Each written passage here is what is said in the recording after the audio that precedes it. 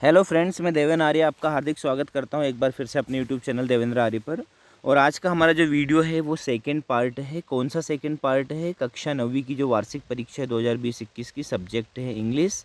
और जो आपका है ना पेपर का कोड है वो 2702B है ना। इसका पार्ट 2 हम करने वाले हैं। पार्ट फर्स्ट में हम बहुत सारी चीज़ें कवर कर चुके थे।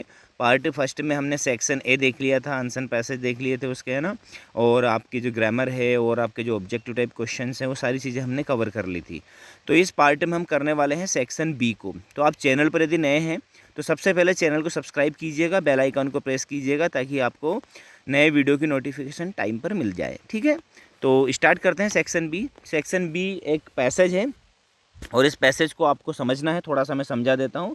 Read the following passage carefully and answer the question given below. ठीक है, पैसेज किसके बारे में है कि अपने जो है साउथ अफ्रीका में जब अपने महात्मा गांधी जी जाते हैं तो वहाँ एक कोर्ट में जाते हैं और कोर्ट में वो भारतीय परिधान यानी कि भारतीय वस्त्र पहनकर जाते हैं, धोती कुर्ता और सिर पे पगड़ी। तो जो जज कहता है कि आपको ये पगड़ी उतारनी पड़ेगी क्योंकि यहाँ पर कोर्ट में ऐसा नहीं चलेगा। तो गांधी जी पगड़ी नहीं उतारते हैं बल्कि कोर्ट से ही बाहर चले जाते हैं। इसके बारे में पैसेज है। अब हम करते हैं इसके कुछ क्वेश्चंस। तो पहला क्वेश्चन है, Gandhi ji left the court because. Gandhi ji court को लेफ्ट कर देते हैं, छोड़ देते हैं। क्यों छोड़ देते हैं? He did not want to remove his turban. Turban यानी होता है पगड़ी। ठीक है। सेकंड क्वेश्चन है, the law court where in. जो लॉ कोर्ट था, जो कानूनी कोर्ट चल रहा था, वो कहाँ पर चल रहा था? साउथ अफ्रीका में चल रहा था। ठीक है। Who ordered Gandhi ji to remove the turban. ठीक है, गांधी जी को किसने ऑर्डर किया था टर्बन यानी पगड़ी उतारने के लिए? तो हम इसका आंसर लिखेंगे द जज। ठीक है, सिर्फ क्या लिखना है आपको? द जज। द जज ordered Gandhi ji to remove the turban, या इसका आंसर हो जाएगा। क्वेश्चन 4 है, what was Gandhi ji wearing on his head. Gandhi ji ने अपने हेड यानी सिर पे क्या पहना था? तो गांधी जी ने क्या पहना था? टर्बन। ठीक है, ओके, टर्बन हो गया। पांचवा क्वेश्चन है, how did the white people treat the Indians. जो वाइट पीपल थे, जो गोरे लोग थे, वो भारतीयों को कैसे ट्रीट करते थे, यानी भारतीयों के साथ कैसे व्यवहार करते थे? तो वो भारतीयों के साथ दे ट्रीटिंग, है ना, them as inferior no matter how educated or refined they might happen to be। है ना, वो उनको कैसे ट्रीट करते थे? बहुत ही इन्फीरियर, मतलब तुच्छ समझते थे। चाहे वो कितने भी पढ़े लिखे एजुकेटेड क्यों ना हो, लेकिन वो जो गोरे लोग होते थे वो भारतीयों को बहुत ही तुच्छ समझते थे। चलिए अगला पैसेज हम करते हैं। Read the following passage carefully and answer the question given below. आपको ये पैसेज भी पढ़ना है। इसको मैं थोड़ा सा समझा देता हूँ कि जो योगा है, ठीक है, is the ancient system to keep a person fit in body and mind. यह एक प्राचीन पद्धति है जिसके द्वारा व्यक्ति दिमाग यानी कि मानसिक रूप से, शारीरिक रूप से स्वस्थ रह सकता है। ठीक है, और जो योजिक व्यू है यानी कि जो योग का दर्शन है, योग की नज़र में बीमारियां और डिसऑर्डर और एलिमेंट्स किस चीज़ का रिजल्ट होते हैं? हमारी गलत आदतों का, है ना, लेक ऑफ प्रॉपर नॉलेज और अनसूटेबल फूड। यदि हम ऐसा भोजन करते हैं, हमारी आदतें गलत है, खान पान गलत है, तो हम बीमारियां अपने आप अपने शरीर में पैदा कर लेते हैं। ठीक है, और इसके बाद में सारी चीज़ें योग के बारे में है इसमें। इसके क्वेश्चन हम करते हैं। पहला क्वेश्चन है, the root cause of disease lies in. जो रूट कॉज होती है यानी कि जो मूल बीमारी की मूल जड़ होती है वो मिस्टेक्स ऑफ इंडिविजुअल यानी व्यक्ति की खुद की गलतियों से होता है। Give opposite of modern from the passage. Modern का अर्थ होता है आधुनिक, और इसका आपको क्या करना है? अपोजिट लिखना है। तो एंशियंट, एंशियंट यानी कि होता है प्राचीन। ठीक है, अगला क्वेश्चन आता है हमारा थर्ड, व्हाट इज़ योगा। इसका आंसर हम देख लेते हैं। सबसे स्टार्ट की लाइन में लिखा है, yoga is the ancient system to keep a person fit in body and mind. ठीक है, यहाँ तक इसको करेंगे। अगला क्वेश्चन आता है इसी में। क्वेश्चन 4 है, what are the main cause of disease and disorders.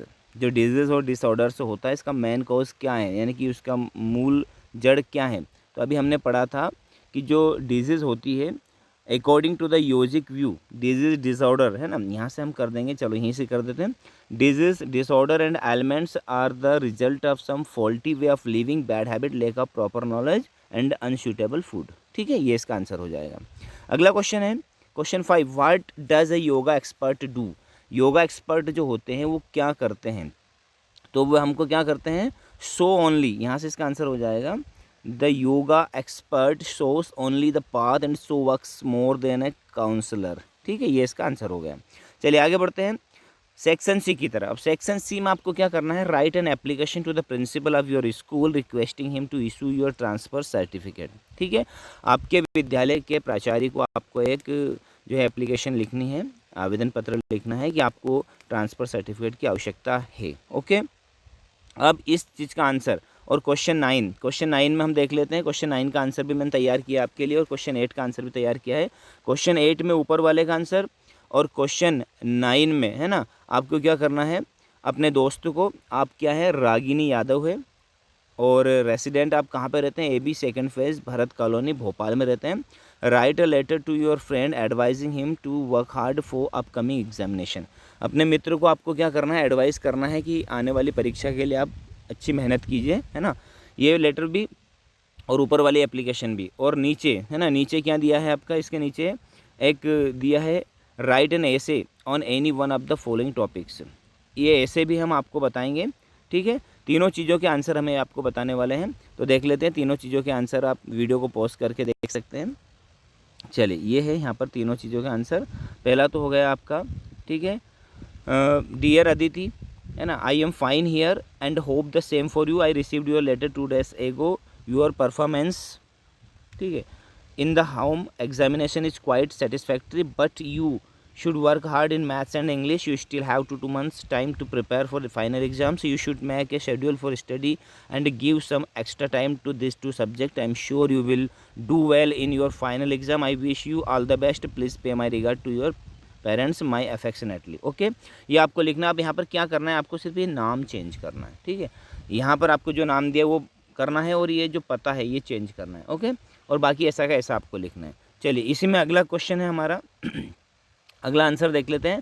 आपको कहा था कि प्रिंसिपल को आप एप्लीकेशन लिखिए जिसमें आपको जो है क्या चाहिएगा, ट्रांसफ़र सर्टिफिकेट चाहिएगा या स्कूल लिविंग सर्टिफिकेट, एक ही बात होती है। तो यहाँ पर स्कूल लिविंग सर्टिफिकेट के स्थान पर आप क्या कर देंगे, ट्रांसफ़र सर्टिफिकेट कर देंगे। जहाँ भी स्कूल लिविंग सर्टिफिकेट लिखा वहाँ पर ट्रांसफ़र सर्टिफिकेट आप कर सकते हैं। तो to the principal government high secondary school, है ना, जो उस क्वेश्चन में दिया है वो आपको लिखना है। Respected sir, most humbly I beg to say that I am a student of class 9th in your school. My father has been transferred to Indore. I will stay at Indore with him, so I can't continue my study here. Kindly issue me my transfer certificate and oblige. Okay, इतना आपको लिखना है। चलिए, इसके नीचे हमने दिया है अगला जो क्वेश्चन है उसका एक आंसर है। आपको एक पैसेज पढ़ना है, उसमें नोट मेकिंग और समरी बनाना है, ठीक है। इस वीडियो को पॉज करके आप यहाँ से नोट से पहले तो टाइटल लिख लेंगे, उसका डिसिप्लिन होता है, नोट से भी लिख लेंगे वीडियो को पॉज करके, ठीक है। और समरी भी मैंने आपको इसमें बता दी है। चलिए, वापस उसी अपने क्वेश्चन पेपर पे चलते हैं। चलिए, क्वेश्चन पेपर पर आ गए हम। चलिए, यहाँ से हमने पढ़ा था ये क्वेश्चन 11 का आंसर मैं आपको बता चुका हूँ अभी। क्वेश्चन 10 जो है ऐसे वो आपको खुद करना है, इतना तो आपको करना ही पड़ेगा। वंडर ऑफ साइंस आप बहुत दिनों से याद कर रहे हैं तो उसको आप है ना बिना देखे लिखने की कोशिश करेंगे। क्वेश्चन 11 को मैंने बता दिया कि read the following passage, make notes and supply A title, right A short summary in your own words, ठीक है। इसका आंसर मैं आपको बता चुका हूँ।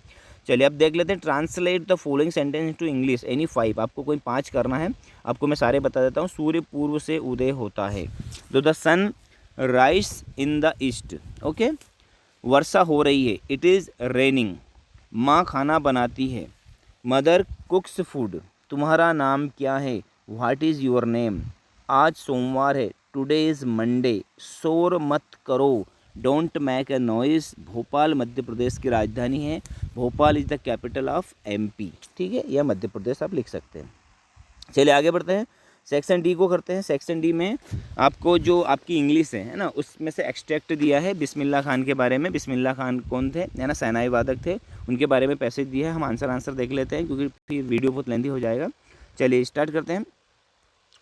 Eight what age did Bismillah accompanies uncle to the Allahabad music conference. तो एज क्या थी उनकी, 14 वर्ष की थी जब वो अपने अंकल के साथ गए थे, ठीक है। When did Fayaz Khan praise Bismillah Khan. Fayaz Khan ने बिस्मिल्लाह खान की तारीफ़ कब की थी, तो at the end of his recital. Okay, which instrument did Bismillah Khan play. Bismillah Khan कौन सा इंस्ट्रूमेंट बजाते थे, तो बिस्मिल्लाह खान जो है वो शहनाई बजाते थे। Okay, when and how did Bismillah Khan get his big break.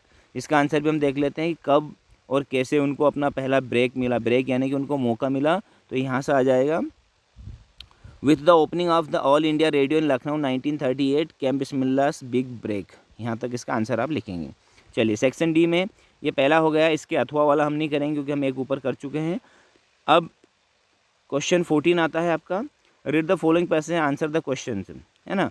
इसमें आपको पढ़ना है, मारिया सारापोवा के बारे में है और आपको मारिया सारापोवा के बारे में सब चीज़ इसमें बताइए कि मारिया सारापोवा जो है वो उनको किस चीज़ का शौकीन था, फैशन का, सिंगिंग का, डांसिंग का उनकी हॉबीज़ थी। और वहाँ नॉवेल पढ़ा करते थे आर्थर कैनन डॉयल के, और वो बहुत ही जो है किन किन चीज़ों की आदी थी, क्या क्या उनको खाने में पसंद था। वो पैनकेक्स को बहुत पसंद करती थी, चॉकलेट को, है ना, बहुत सारी चीज़ों को पसंद करती थी, इसके बारे में दिया है। तो Maria Sharapova's favourite novelist is, कौन थे उनके फेवरेट नॉवलिस्ट, वो थे Arthur Conan Doyle. Okay, second question देख लेते हैं, मारिया सारापोवा लव्स, तो मारिया सारापोवा जो है वो किस चीज़ को लव्स करती थी, पैनकेक्स को।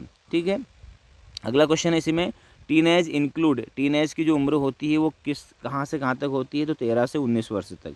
चौथा क्वेश्चन है, what are the hobbies of Maria Sharapova, Maria Sharapova की हॉबीज़ क्या थी। तो हमने स्टार्ट में देखा था मारिया सारापोवा को क्या क्या चीज़ें पसंद थी।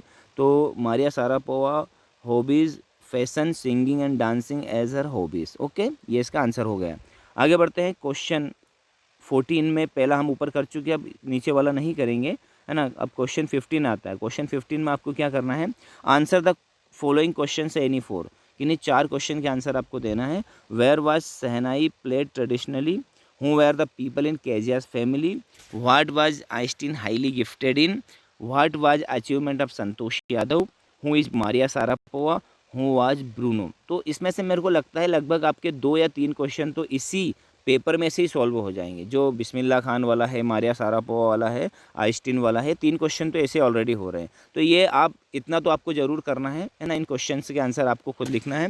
और आगे बढ़ते हैं, क्वेश्चन 16 है, इसमें आपको क्या करना है, read the following extract and answer the question given below. ये एक्सट्रैक्ट पढ़ना है और इसके बाद में क्वेश्चन के आंसर देना है। ठीक है, अब एक्सट्रैक्ट हमने पढ़ लिया है, ये उस लेसन में से है ना, वो जंगल वाले वुड वाले में से। तो पहला क्वेश्चन है इसका, कहता है it was grassy and wanted wear, who does it refer to.